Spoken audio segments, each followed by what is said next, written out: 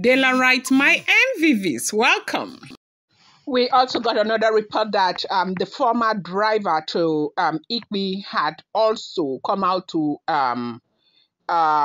give a very serious confession that there was a place that Igbi had taken him, that they drove like from Ile Ife to that place. They said it was in Kano.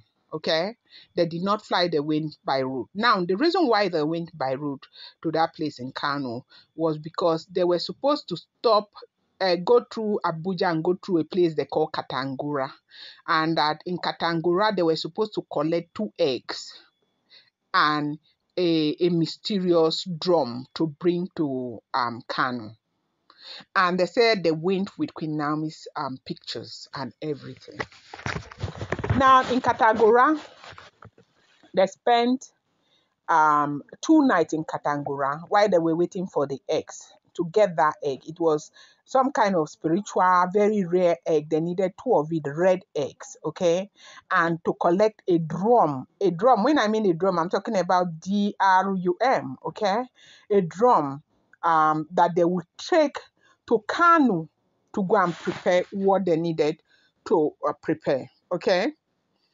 Now, in Katangura, they say they packed them, it took them 2 nights before they got the drum. When they got the drum and the eggs, they proceeded to Kano.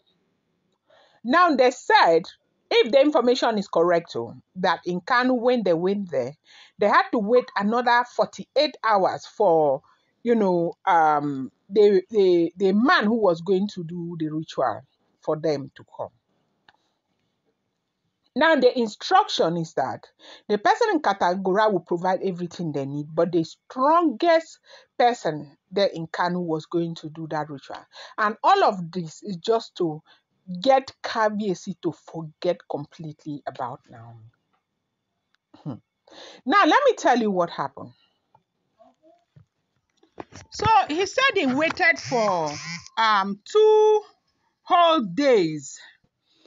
That they waited for 2 days in an interior part of Kano. They waited there when the man came. The man said they were going to do the ritual at midnight. That midnight, there were like, the men who came out for that ritual were up to 16 men who came out for that ritual. That even him, the driver, he said he was very scared. He was scared. They put mud all over the place. They now put that drum. They drew a cycle and they put the drum at the middle of the circle, okay? Black drum at the middle of the circle, but under the drum had the 2 eggs. That is one representing the Ooni of Ife, the other one representing the Olori Naomi. Now she after all that they did, the incantation and everything, she was supposed to go and use a calabash. You know this local calabash, you know what calabash is, right? She was supposed to go and use a calabash to cover the drum, a very big calabash. The driver said he himself has never seen that kind of calabash before. Very big calabash. So that Igbi was actually supposed to go use the calabash to cover the drum after all the incantation and everything. As you know, she carried the calabash. That midnight, she was going to go and cover the drum. And remember, the drum had 2 eggs inside, red eggs under the drum, with everything, other things that they mixed together. As Igbi was carrying the calabash to go and cover the drum, they said the man who prepared the charms that they put with the egg, that they added to the egg, because these things were prepared by different people. In Katangura, they got the 2 eggs and they got the drum. Right there in Kano, the man who was supposed to do the ritual, had gone in search of other items. Then there was another man who prepared a charm that was added to the eggs that was under the drum. They said that man was the first person. As if he was going to go and cover the drum, that man slumped and started screaming. Then Igbi herself, before she went to go and cover the drum, she was shaking, she was afraid. As she went to go and cover the drum, they said just when she was about to cover the drum, the main man, you know that man they were waiting for that had gone for 2 days, the man told her not to do that. If she does it, that she would drop Kpai there and they will carry her body, they will carry her back to her home, that she will not come back, that she should not try to. It's like she does not know the man that she is married to. It's like she does not know the man that she is married to. That there in Kanu, that they were saying that she does not know the people that she's fighting. That what she is doing now can tie her, can finish her if she does not stop. That it is time for her to stop. She needs to stop it right away. They said immediately that happened, because she was so scared, they said she went into a very serious panic attack. You know, she's always having panic attack, right? They said we went into a very serious panic attack there in Kanu, that she even slumped in Kanu. It's one of the drivers that revealed this one.